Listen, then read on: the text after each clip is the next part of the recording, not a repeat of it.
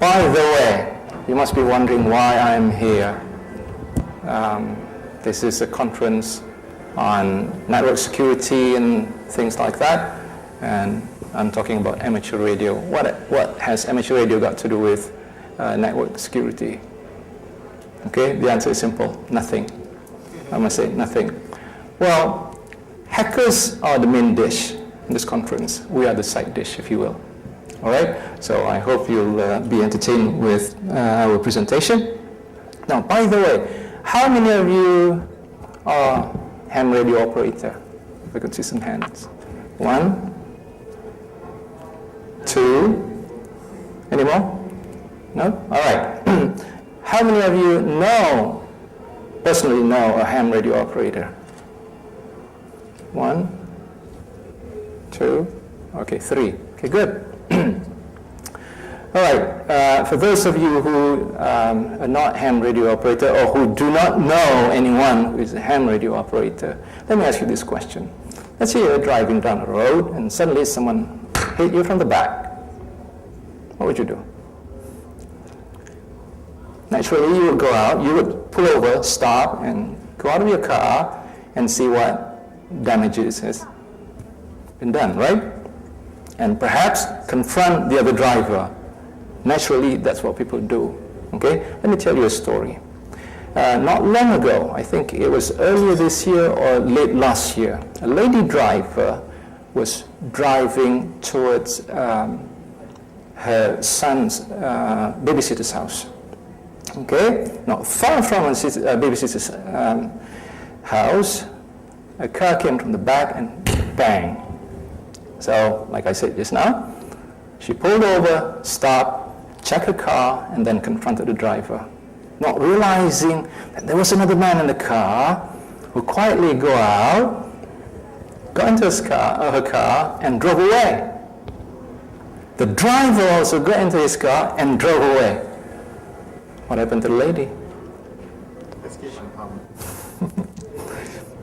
So she was left all alone, screaming, panic and whatnot. But finally, she came to her senses and made a phone call to her husband. So upon hearing the news, her husband almost fainted. Luckily, at his office, there was a ham radio operator. So his name is Lokman, and the call sign is 9W2LRT. Asked what happened. He described the incident, and then he said, let's see, what can I do, what we can do. All he did was make a simple call to a friend who was monitoring, and then the friend announced on the frequency, any monitoring station, mobile, at home, or wherever, please take note. A car with a baby sleeping inside has just been hijacked. The incident happened between 7 and 7:30 a.m. Okay? And the announcement was picked up by a taxi driver who was also a ham radio operator. Okay? Guess what? Between 8 and 8:30, they were at the police station about to make police report. How long will it take to make a police report? An hour, maybe, 2. 8:30, the boy was found at Kajang train station. Okay, see how fast that is? So that's number one. Number two, the police, that was on Friday actually, the incident happened on Friday. The police later found the car driven by I wouldn't say this. There were 4 people in the car. Okay, so the police stopped the car at about 2:30 p.m. after Friday prayers, if you will, and got the car back. Okay, on the same day. So if you don't know a ham radio operator, I think you better get to know one. All right, let's get on with my presentation.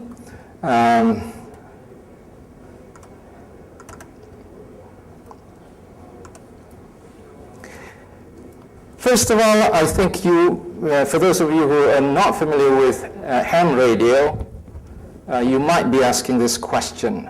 and I'll try my best to answer it. What is ham radio? And why do I need a license? Okay?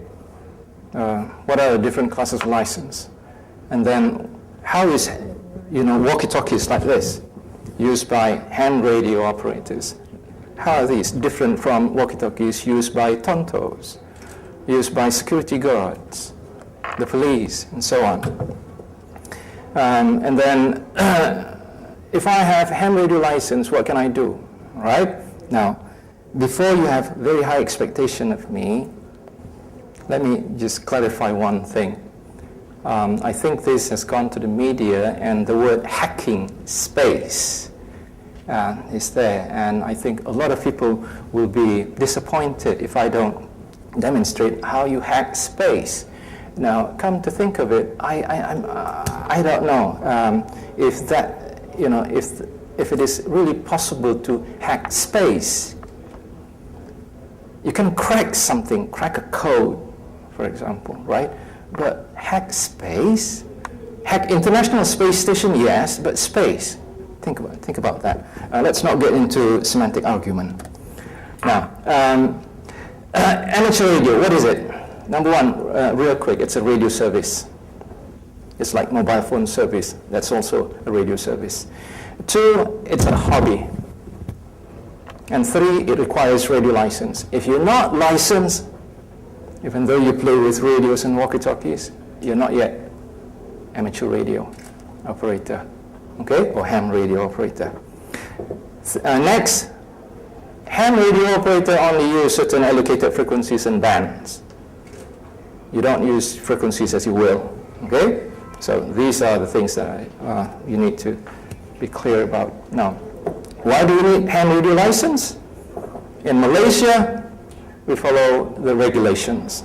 According to CMA, CMA stands for Communication and Multimedia Act 1998 and Communication Multimedia Act 2000. Okay? If you don't have a license, or if you're not properly licensed, and you operate two-way radios like I showed you just now, and you cause interference to any other radio services like wireless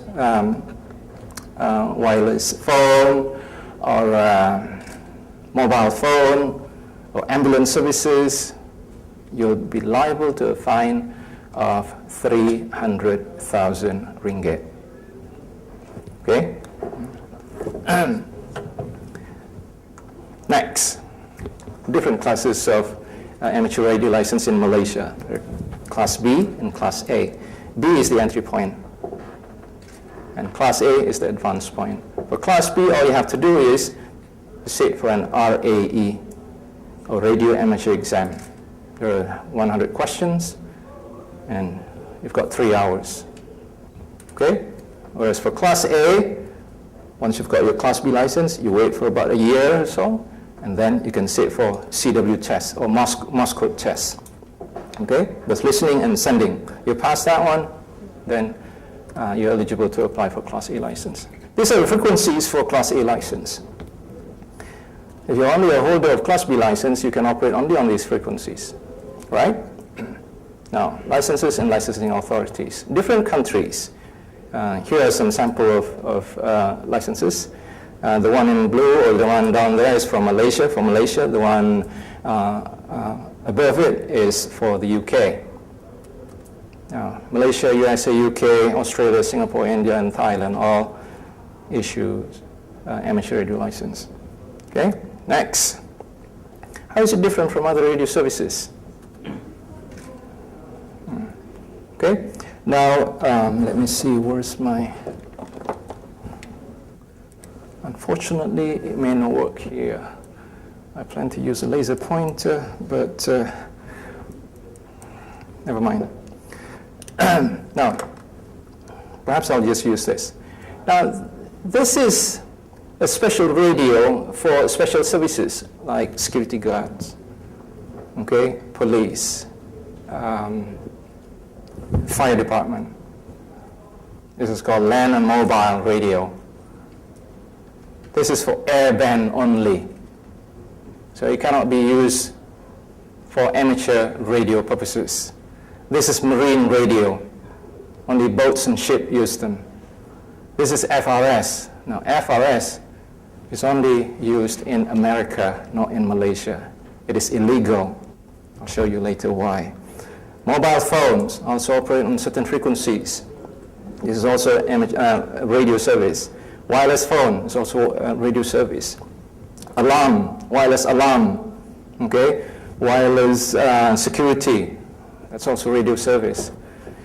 These are some examples of radio that we use in amateur radio service. Next. The difference between these, the frequency allocations. Let's take a look at the frequency allocation. Oh, by the way, these are the ones considered legal to be used in Malaysia. If you take a look at this, SIRIM approved. SIRIM approved. The difference is, if you take a look at here, this one makes use of this frequency range, 477 megahertz. And the maximum power output is 0.5 watt, whereas this one is 5 watt maximum. The frequency again is 477 megahertz. This is FRS. You can buy this at Jalan Pasar. Okay? Unfortunately, for those of you who don't know, FRS make use of 462 to 467 megahertz. Now, 462 to 467 megahertz are used for fixed and mobile radio services. You need license for that. Whereas this one here, down there, is license free. In the US, if you use in the USA, for FRS, it's license free. For GMRS, you need license. Okay? What can I do as a license hand? These are some of the things. Also here, you can carry two radios like this wherever you go. Okay? You don't need to feel, afraid of being stopped by the police and whatnot. You can take part in field days, contests and training. You can communicate with the ISS. I think this is where the communication between us and the organizer happened. When we said communicate, they thought we wanted to hack the ISS. Anyway, voice. I think most of you here are familiar with this one. Oh boy. Tell you what. We'll come to that later. You can also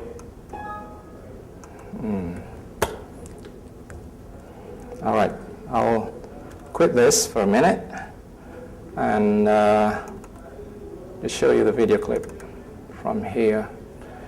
Let me see. You can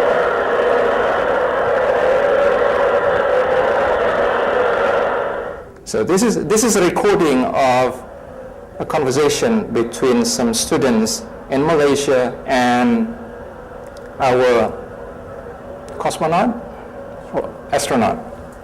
All right. I'm not going to go into that. Yeah, angkasawan, if you will. All right.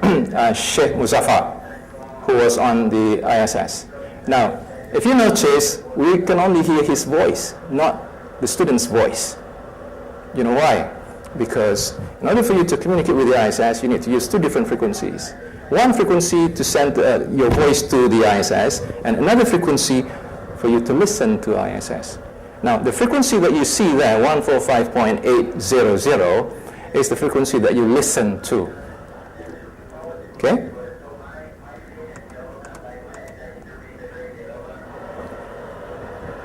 All right, I think we can stop this.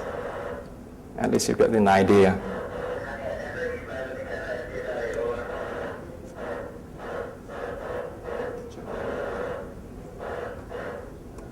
All right, another one. We can also receive pictures and send pictures to the ISS. Here's the example. Let me see, F911. Oops, not that one.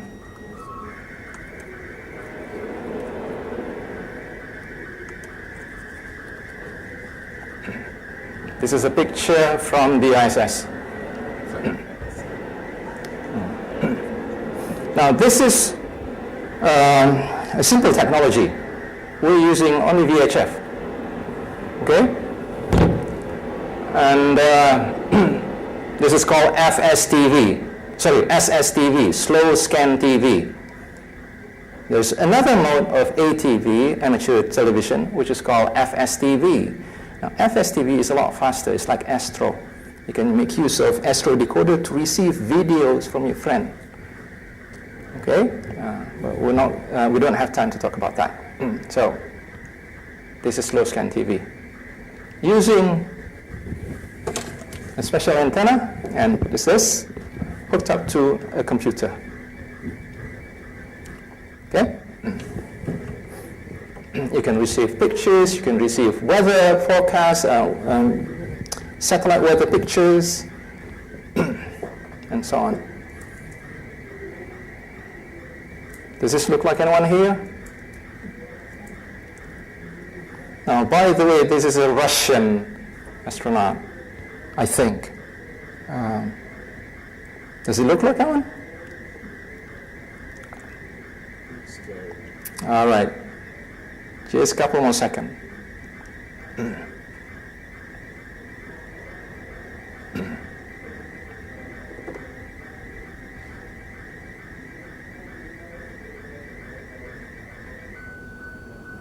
All right.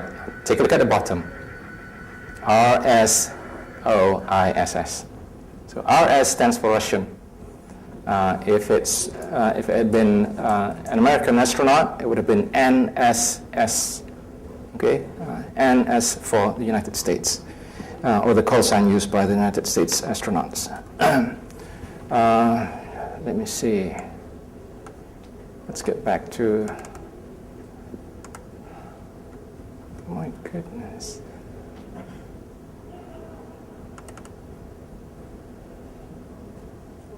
What is amateur radio? Now I have to do it manually.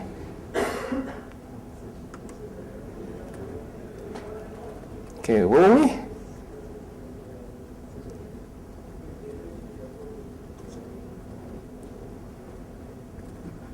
Right, hacking.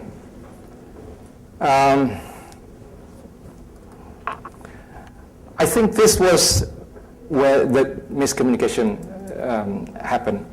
When we said we could access the ISS BBS, okay, bulletin board system.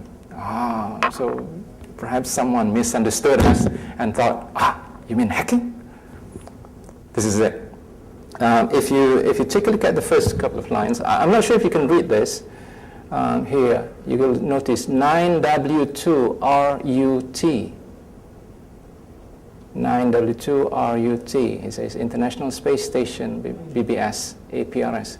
This is using a very simple technology. We've got this on display outside, APRS. We've got a simple LCD display connected to a little gadget and then connected to a walkie-talkie like the one I showed you here. And then you can receive text messages. Okay? If you hook it up to a keyboard, you can send text messages to the ISS. This is what it looks like. Okay? Using APRS. APRS, by the way, stands for Automatic Packet Reporting System. And we can use APRS to track vehicles. I'll show you in a minute. Satellite hacking, please. Right, I mentioned this a couple of times. 1,000 apologies. Number one, our team from JP couldn't make it. For this, we need a very specialized antenna that can track the satellite every second of it. Okay? If we were to do it, we have to go outside and do it manually, track the satellite manually. I'll show you, I've got a video clip of that. 2, time constraint. The ISS make about 13 satellite passes over Malaysia a day. Okay? 4 to 5 p.m. is bad time. It's either already past Malaysia or hasn't reached Malaysia. Right? Next, wrong time. We don't know when the next pass what the astronauts are doing. Perhaps they're sleeping, perhaps they're working on something, they're busy on something. Okay? Usually we monitor first what they're doing. If they are chatting with people, on the earth, then we could join them. It's not just like that. All right? Anyway, let me show you. I've got network connection, haven't I? Let me show you where the ISS is.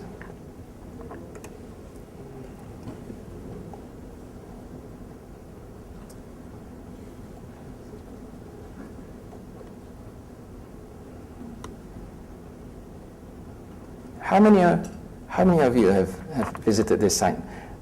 That's where we are, and that's where the ISS is. Around Colombia, in the space of, Venezuela. That's where the ISS is right now.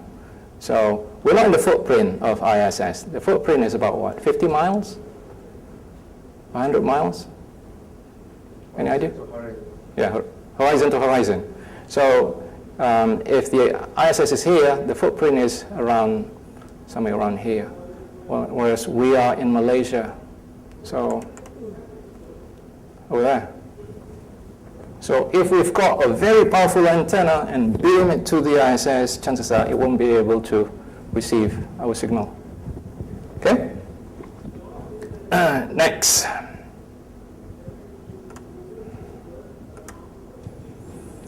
You can also participate in emergency and disaster relief operations like this.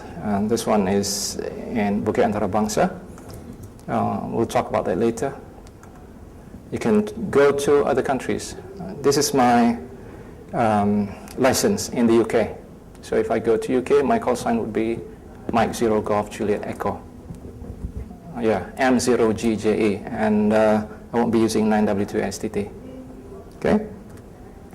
You can build your own equipment like this one. This is the gadget I was talking about. It's called Tiny Tracker. You can hook it up to a GPS receiver and then to your walkie-talkie, to your computer, and you can transmit your location so that your friends know where you are. You put it in your car, wherever your car goes. If it's stolen, we know where it is. Okay? This is a digipeater. Digipeater is actually a digital repeater, if you will. Well, a special repeater that receives a signal from a tracker. You can build antennas.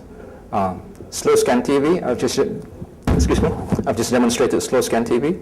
Fast scan TV using Astro decoder. Okay, but we don't have time to teach you that. These are the frequencies you can use, up to 24 gigahertz. Astro is using, I think, is somewhere between 10 to 12 gigahertz. Okay? And you can communicate using satellites, not just the ISS. Okay? This is called Aero antenna. It's a special antenna. I've got the video clip here. I hope it works. No. You know what happened? Because just before the presentation, I installed a software. And then let me see. Where is it? I hope I didn't. Here we are. I installed this software and media player refused to work. I'm going to try my own satellite pass here tonight. I have the same antenna as you saw in the other video. It's the arrow. 1, 2, 3 elements on 2, 1, 2, 3, 4, 5, 6, 7 on 450, but mounted on a camera tripod. And I have a little extension piece of angled aluminum here. And what that does, I can use that to hold my radio here. And I just rubber band on the printout of the orbital data. All right, I'm going to skip this. Free, you can download this off the web. Here's AL51 coming up west of South America. Here, 7 years of signal. There it is. Okay. When the satellite moves in and you are within the footprint of the satellite, you can start to hear astronauts talking. If you're talking to someone on Earth. Turning it vertically like this is changing the polarization. Sometimes it helps, sometimes it doesn't.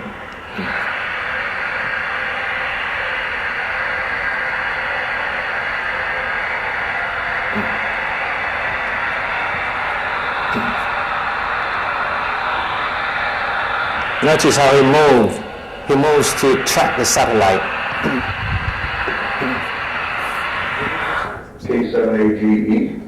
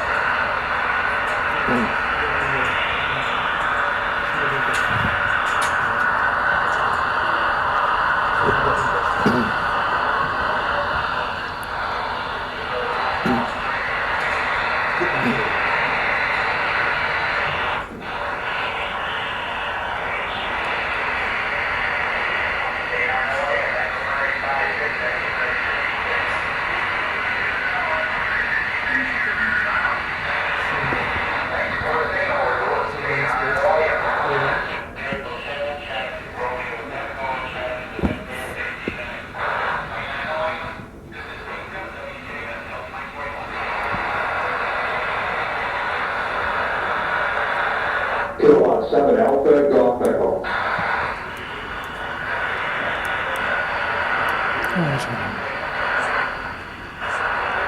Kilowatt 7 Alpha, Golf Echo.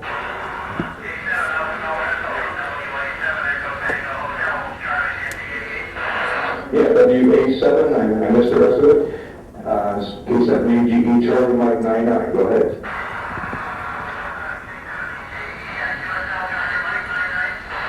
QSL, what's the rest of your call and grid, please?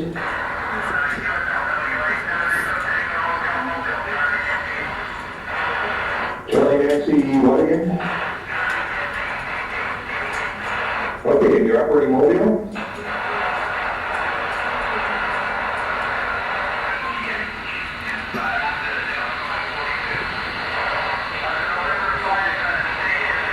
Yeah, one.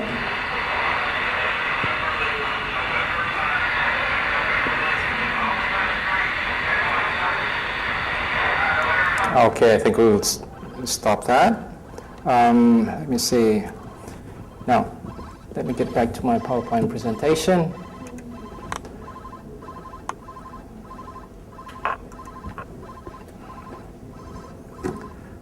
You can use radios for your hobbies. You can link radios over the internet. For example, you can use the IRLP, Internet Relay, what's it? Internet Relay Linking Project. Yeah. If you're using Linux PC. And if you've got Windows PC, you can use Echolink, like this. We'll demonstrate that later. Next, you can build and maintain repeaters, like these guys here. And repeaters are usually on top of hills.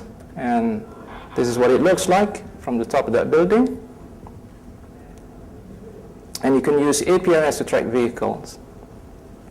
So if you notice, 9M2RS here has been traveling from this point all the way to this point, right? And you can also use APRS to see how fast your friend was going. Notice that, 126 kilometers per hour. Okay? I'm not sure if this is a 90 kilometer zone or a 110 kilometer zone. I think police would be interested in this. The minimum system requirement for that one, for vehicle tracker, is just this. Okay, this is the gadget I was talking about that you can build yourself. Okay, we've got this outside. And the radio, this one, costs about 400, 500 ringgit. This one is a bit expensive. This is a GPS receiver, and it costs about 200 to 250 ringgit. I'm not sure if it's in the US. Maybe it's cheaper. By the way, you can also hack messages in digital code, digital mode. Right? So what message do you hear in this clip? Not again. Let me see. Do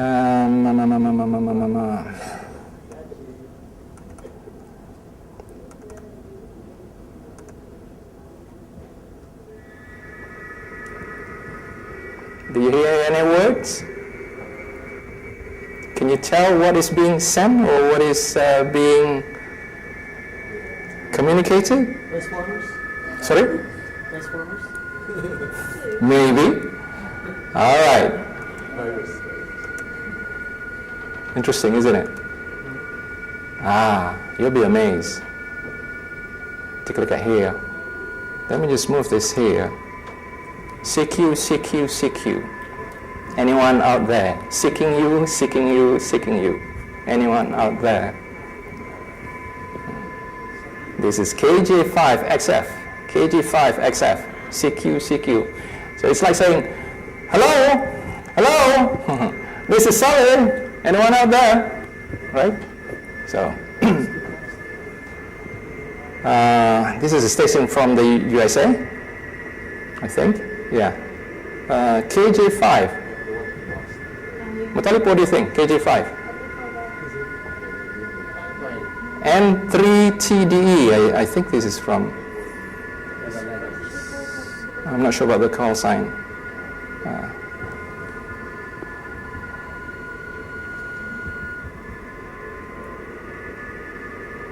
Okay, let's take a look at this one. Okay. Have you ever seen this before? No? First time, yeah? All right, I think that's good enough. Let me see. You can, let me just stop that noise.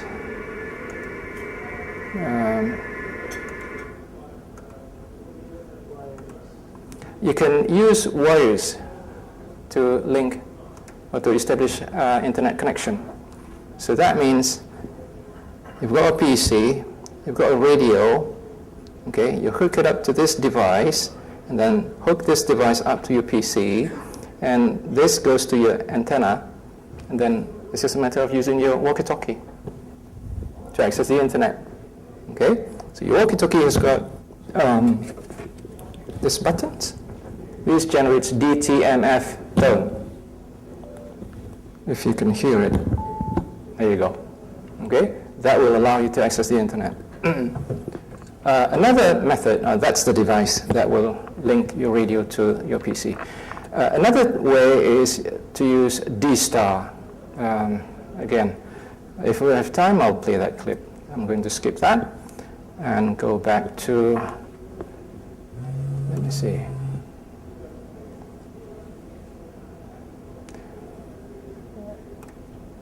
Now, amateur radio and disaster.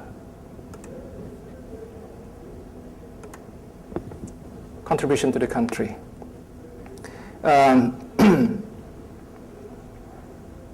How we use amateur radio in emergency and disaster relief works or disaster situations. Now, first of all, let's compared to USA or China, our natural disasters basically flood, landslide, mudslide, tropical storms. Whereas in Indonesia, we've got earthquake, volcanoes, and you know, in the US, there is the what's that called? Tornadoes. Yeah, right.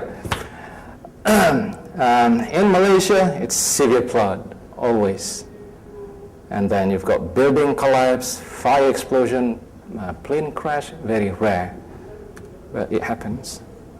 For those of you who are not from Malaysia, severe floods, especially monsoon season. We're talking about northeasterly wind from the South China Sea, bringing lots of heavy rain. And back in the 70s, from 1920s, okay, there were records of rainfall in these states, 1, 2, 3. All these states flooded 1920s. Also Johor. 1970s, once again. 2006, 2007, once again. 2009, 2006-7 here.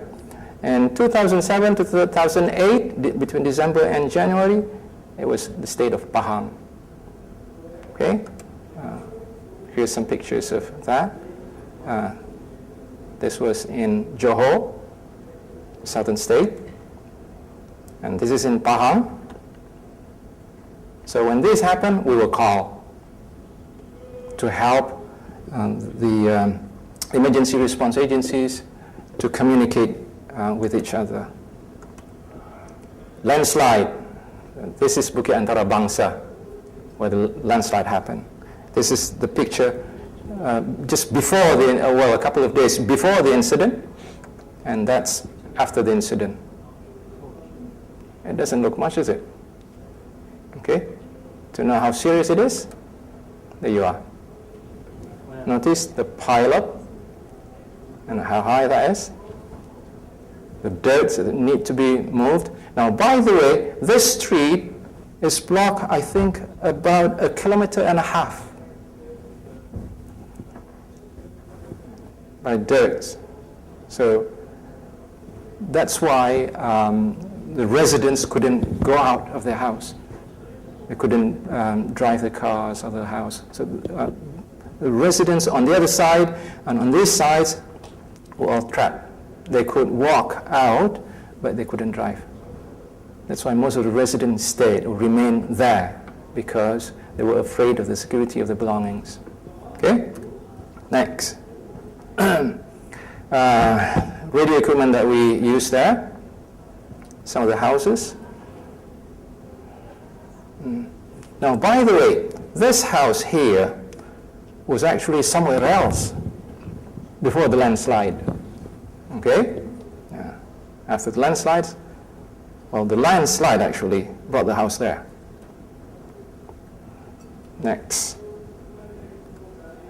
Okay, the ambulance on standby. Victims brought in to the trauma center. I was at the trauma center, and here's our team. Now, when we were there, you might be wondering why we were there in the first place. When we were there, we didn't do any rescuing, we didn't do any CPR. All we did was use radio to communicate. Why? Because mobile phones could not be used. Everybody wanted to use mobile phone, so the mobile phone network got jammed.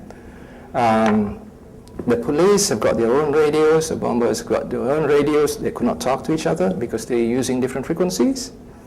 And then people from the Ministry of Health, doctors and whatnot, they've got their own walkie-talkies. However, there was no coverage. The word used was coverage. I remember the medical commander asked me, "Sally, does your radio have coverage here?" I said, "Yes, virtually anywhere." Okay? So that's why we were there. They wanted 5 stations at the trauma center, at the forward base, at the temporary shelter, 1 mobile following the commander and the doctors, okay, and 1 at the fire and rescue department. And then lost mountain climber. What happened was a group of mountain climbers went up to Gunung Yongyap. This is in the north, in Kelantan, in the state of Kelantan, between Kelantan and Perak. 14 went up, 13 came down. No one realized or no one knew what happened to the other guy until they got back to the foot of the hill, And then we mounted a rescue team. These are the police air wing. This is our coordinator, the radio equipment that we use there to help everyone. You remember a building collapse in PJ? Again, we were there. We were called. Recently, 2 jungle trekkers went to Semanye and Broga forest, if you will. Okay? one came out, the other one didn't know what happened. So the person who got out filed a police report. We mounted a search and rescue. We were called in again to assist with communication. Because when we send search and rescue team, we need to know where they are. Okay? We need to know that they're going or moving in the right direction that we want them to. Well, not us, the commander of the search and rescue. So they haven't got the communication capabilities. They call us. These are some of the pictures. Right. Do you use the APRS in this? Not in this operation, not this one. We're using radio technologies, APRS, and whatnot, based on our experience. What we'll try to do, how we're different from other amateur radio clubs. We, using our experiences, we try to set up a system that will work, in emergency situation, like APRS. How do we apply that in emergency situation? So, for example, in the case of Bukit Antara Bangsa landslide, now we didn't have experience then. Now we know. At the temporary shelter, we need to know how many patients arrive, how many patients have been airlifted to a nearby hospital, how many patients need special care, like they've got stroke, the stroke patient or patient with kidney problem and whatnot. Now, using APRS, that data will be available automatically once they're keyed in by our friends over there, right? So we don't need to radio all the time, making noise. Next. I've got about 12 minutes. I'm going to talk about history of amateur radio real quick. First of all, QSL card. Radio amateurs usually exchange QSL cards, like postcards, just to confirm that we've made radio contacts. It's not just, someone next door returning your calls. So if you say, last night or 2 days ago, I made a contact with a Chinese station. Where's the proof? That's the proof. Okay? Not long after that, you receive a card from China. This is from BD7 IBA to 9W2 RZL Rizal 9W2. That's a Malaysian call sign. To confirm that they've made contact. The frequency is 28 megahertz. The mode is SSB or single sideband. And signal report. Okay? Now, radio, two-way radio first arrived in Malaya back then, in 1924. Two stations were set up, one in Penang and the other one in Singapore, basically to assist ships going through Selat Malacca. However, back in 1926, there was a severe flood that hit Pahang, and decisions was made that we need to set up several stations in Pahang. It was part of flood warning system, and they operated on 7 megahertz, and we use amateur call signs. Okay, QSL card in 1927. Here are the stations first established in Pahang. Okay, so whenever heavy rain happened here, the station in Mentakap would alert the station in Kuala Pahang so that they know what to expect. Okay, 1945, Perak Radio Society and Selangor Radio Society were registered, followed by Singapore Amateur Radio Transmitting Society. These are again some of the QSL card. I'm going to browse through this real quick. Now, 1962, right after independence, call sign 9M2 started being used. That's the proof. Now, I'd like to highlight 1997, MCMC was formed. Before that, It was JTM, or Jabatan Telekom Malaysia. I think it was Jabatan Telekom at that time, or Telecommunication Department. Before Telecommunication Department, when we were still under the British rule, it was the Post and Telegraph Office. Okay? Ham population, back in the 20s, I think it was less. It was more or less 50 people. 70s, not even 100. By 1978, I think there were only about 250 ham radio registered.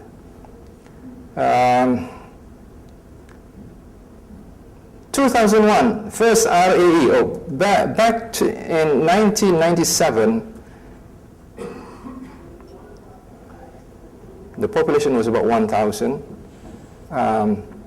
The first Class B license was issued. Before that, there were no Class B holders. All were Class A holders, and the test was difficult. It was not like today. Okay? After you pass your Morse code test, you wait for about 1 year before you can apply for your license. Back then. Okay? Between 19 and 2000, there were no RAE because MCMC just took over from Jabatan Telekom Malaysia. So perhaps MCMC was walking in the dark and they overlooked this problem. 2007.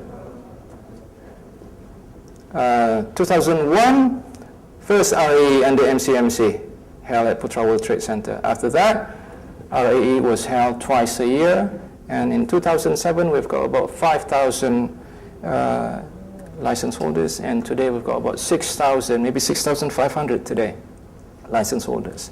Okay? Now, here comes the boring part.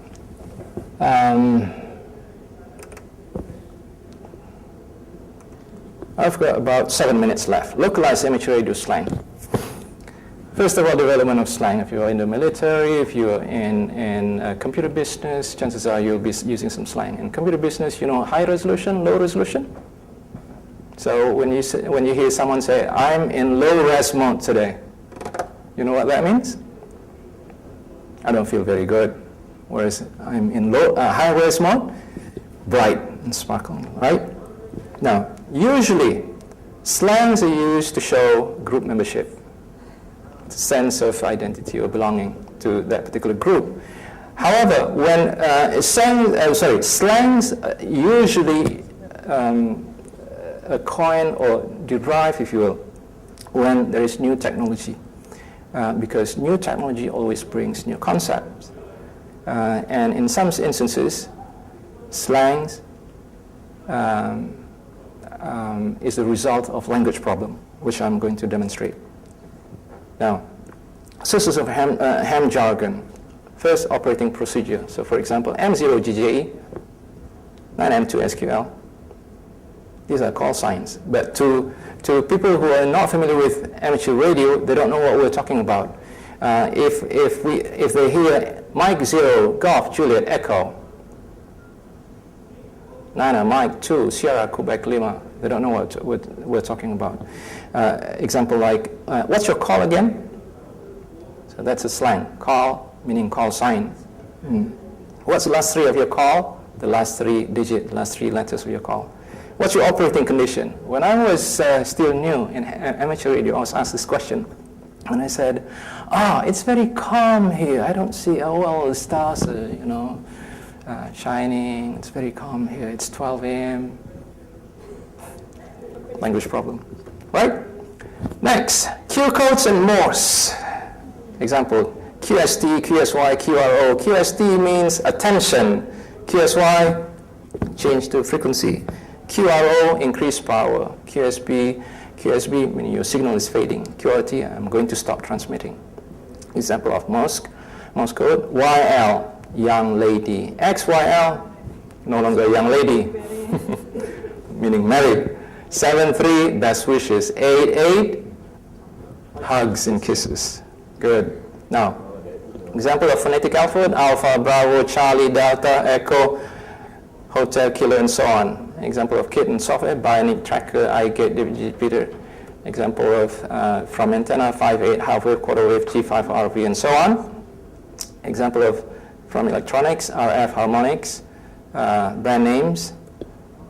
These are localized line. QTHR, QTH base, Oscar Tango mic, Tango Tango, Salam Kontak Perdana, so on. Berpasir, hashi, audio check. Audio ada hashi sikit, okay? Now, where did this slang come from? QTH, that's a standard amateur radio slang. Anywhere in the world you go, you say QTH, they understand it means location. But here, QTHR, R stands for rumah. Rumah in English is house. So QTHR, that means where's the location of your house? Or QTH base, okay? QSY move to what frequency or move to what band? QSY to Kilo Lima. Kilo Lima from KL or Kuala Lumpur. Okay, so if you go to America and you talk to another ham, you say, I'm going to QSY to Kilo Lima in the next 48 hours. They don't know what the hell you're talking about. Okay, next, fundamental and harmonics are usually used to frequency or unwanted frequencies. But fundamental here is used to mean mom and dad. Sorry, this is not supposed to be fundamental, it's supposed to be harmonics. Harmonics to refer to children. Okay? Transmit is another local slang. A transmit is the word used in amateur radio service all over the world. Here we don't have the equivalent of transmit, unfortunately, in Bahasa Melayu or in Malay. The closest is menembak, to shoot. So saya menembak ke repeater. So I'm shooting at the repeater with 5 whiskey. Chances are if you say something like this, someone would respond with, oh boy, you're going to destroy that repeater. Okay?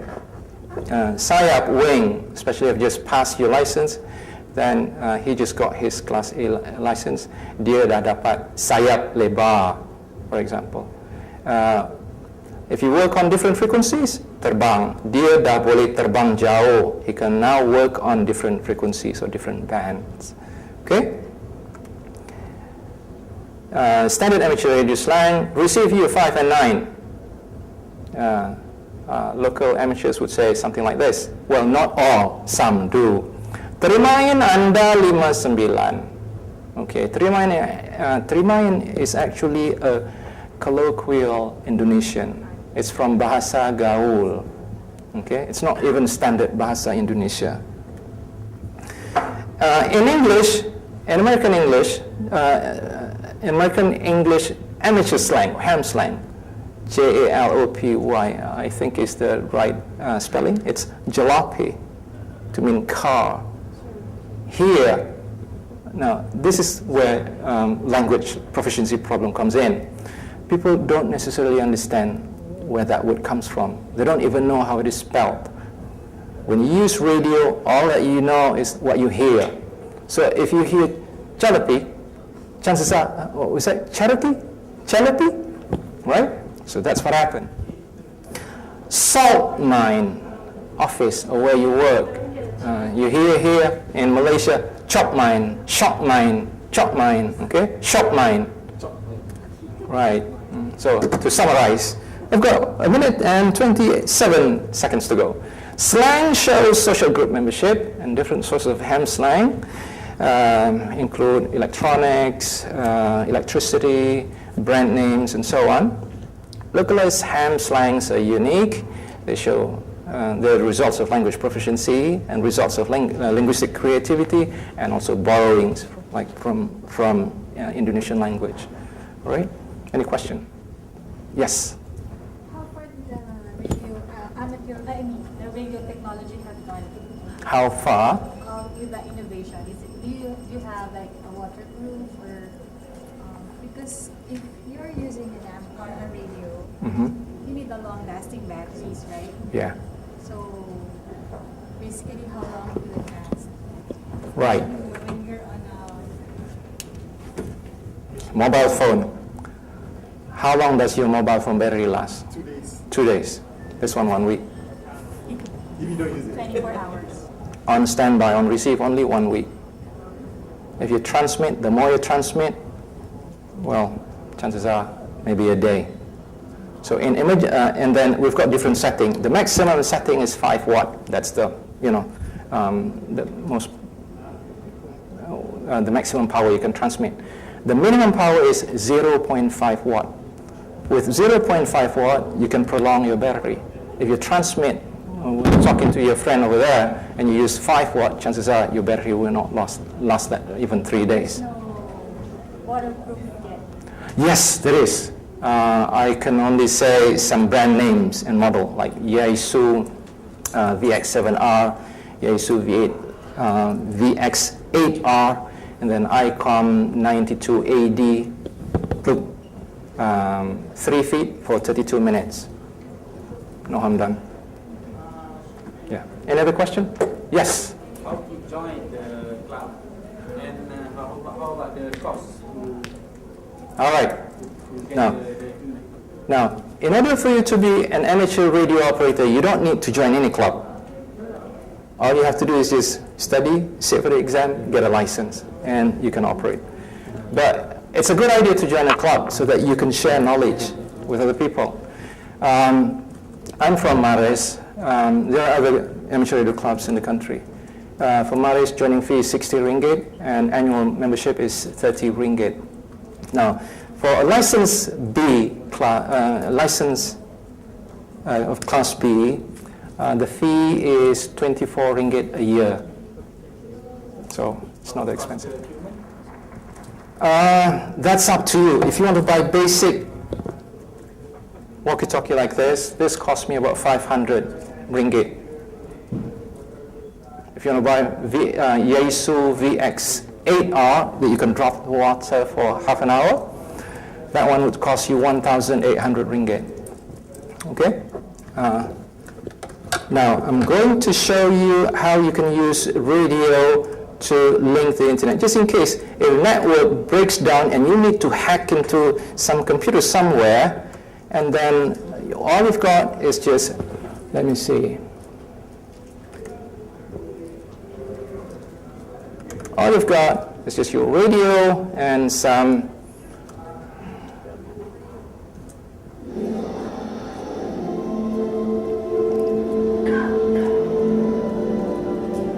other equipment. All right? Now, this is the latest in amateur radio technology. It's called D-Star. D stands for digital. Okay? The video is about 7 minutes, I think. It was in 1901, more than a century ago, that Marconi succeeded in the world's first transatlantic radio telegraph communications. Even after that historic experiment, it has been radio amateurs that have been pioneering paths in radio communications.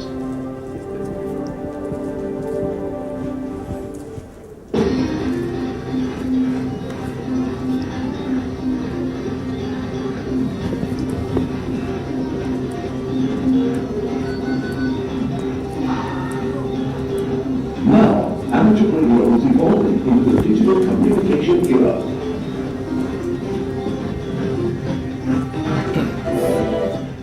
Digital Smart Technology for Amateur Radio, or D-Star, is a digitalized network amateur radio system that has been promoted by the Japan Amateur Radio League. It was born in Japan and started to expand worldwide. We are again opening the door to a new world.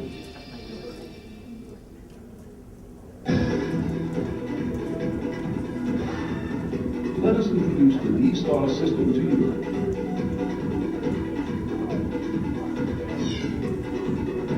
D-Star allows simplex communication as well as communication through a repeater, as with analog amateur radio. D-Star's most outstanding feature is the system optimization for the internet. Yes, D-Star allows you to access the internet. When a transmission from a terminal radio reaches a D-Star repeater, it will be relayed to a specified destination repeater in gateways according to the setting of the radio terminal. This station could be the next neighborhood, the next city, or even a different country. Since D-Star uses the internet, constant and stable communication is almost possible, regardless of the distance between you and the other radio station. So Such gateway relay D-Star repeaters are already deployed in many countries, and the D-Star network is growing rapidly.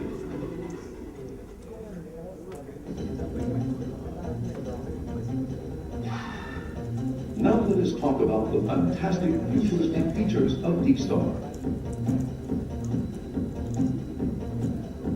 As mentioned, the Internet Gateway feature allows you to talk to stations virtually anywhere.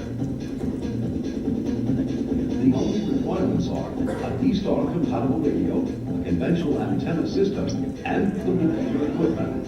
Enjoy casual, local, or worldwide communications anytime. The crystal clear voice quality of the digital modulation is also the other attraction of D-Star. Even distant overseas stations sound as if they are right next door. There is no annoying noise as with analog FM at the fringes of the communication range. In addition to the voice communications with the digital voice mobile, serial text data can be sent simultaneously as slow data traffic. The data-dedicated digital data mode enables Ethernet-compatible 128 kbps data communication.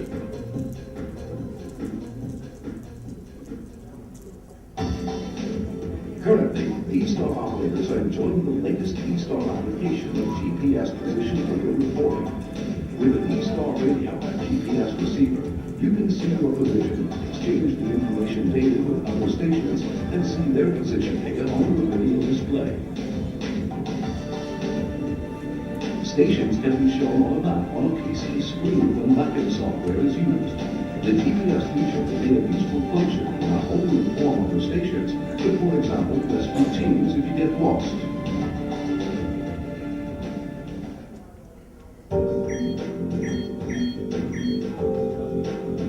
The fast digital mode is compatible with the Internet protocol. Therefore, many current applications like web browsing and email can be used with D-Star.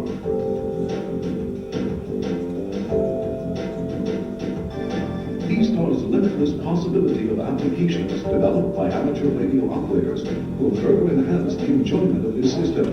For example, position reporting systems using Google Earth or chat rooms over the D-Star network are some of the potential ideas that can be put into reality. As the IP1 operates in the 1.2 gigahertz band with digital voice mode and fast data mode. The ICE-2820 is a dual-band VHF and UHF digital voice mode mobile transceiver with an optional GPS unit to allow for the enjoyment of simultaneous position reporting. The ICE-92D is a rugged submergible dual-band multifunction handheld transceiver. This radio also works with the optional HM175 GPS microphone for position reporting in places where only your feet can get you to. There are more D-Star compatible radios, such as the top-handy ICP82 and the take anything and still keep going IC2200H. An ample selection of radios to suit anyone's D-Star lifestyle.